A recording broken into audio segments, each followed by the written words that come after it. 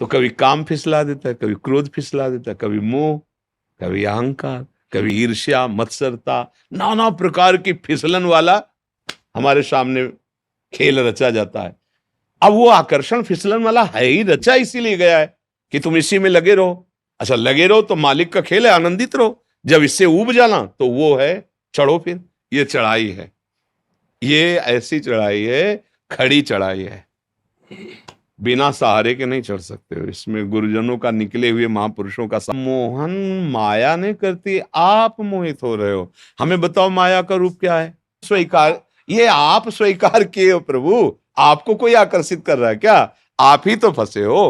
आवश्यकता बिल्कुल नहीं भैया, तुम्हें अज्ञान में हो। हमारे स्वरूप को कभी भी किसी भी तरह का अभाव नहीं व्यापता।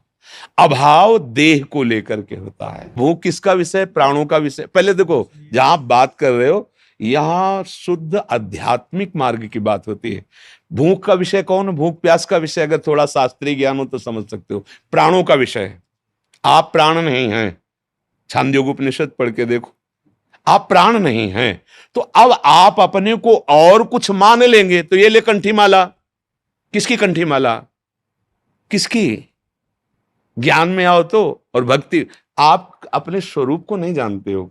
कितने हाथ का शरीर है? अगर अपने हाथ से नापो, 3.5 हाथ का। कितने साल हो गए आपको इस शरीर में रहते?